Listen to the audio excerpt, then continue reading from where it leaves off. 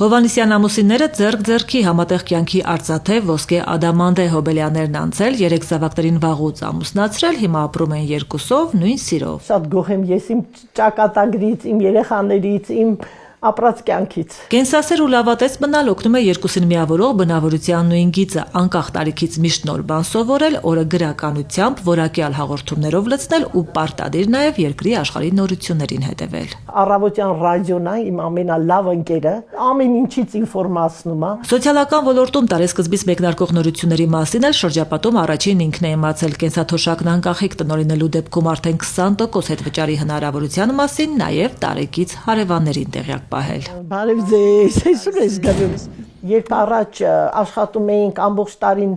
1000 դրամ էին ավելացնում թոշակին, աշխարհի չափ ուրախանում ենք, բայց հիմա որ 10000 թոշակին ավելանա, չեմ ասում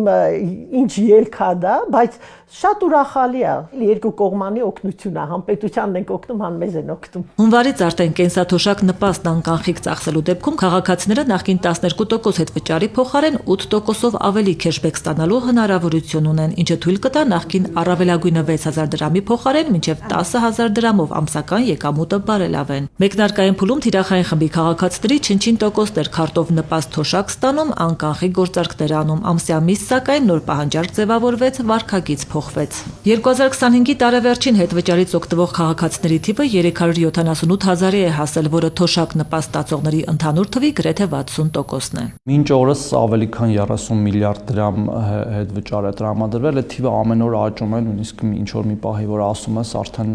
ժամանակավրեպ է լինում։ Հունվարից գործում է նաև անկանխիկ գործարքներից 2% քեշբեք ստանալու հնարավորությունն արդեն բոլոր քաղաքացիների համար, միայն մեկ նախապայմանով, եթե գործարքը առկա քարտերով է իրականացվում։ Այն կենսաթոշակառուները եւ նպաստառուները, որոնք կունենան կամ կուզենան վերցնել առկա քարտ որպես կենսաթոշակային քարտ, որը այս պահի դրությամբ ոչ բոլոր բանկերն են տալիս, բայց կան բանկեր, որ տալիս են, ապա այդ դեպքում կգործի նաև 20 գումարած 2 սկզբունքը, այսինքն 20% կստանան մեր ծրագրով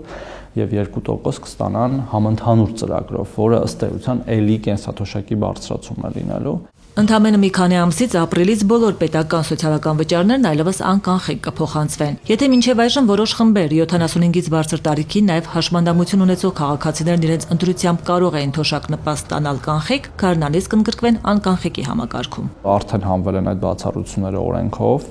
Մենք պարզապես մեր համար ժամանակ ենք վերցրել 3 ամիս, որպեսզի նախ սահուն անցումը կատարենք եւ երկրորդն էլ այդ կարգերի միջոցով որոշենք, թե որ քաղաքացիներն ենք մենք օգնելու, ովքեր որ խնդիր ունեն եւ ինչպես ենք օգնելու։ Լուծումները կարող են լինել թե նորարարական, էլեկտրոնային, թվային, տեսազանգ եւ այլն, եւ թե նաեւ մենք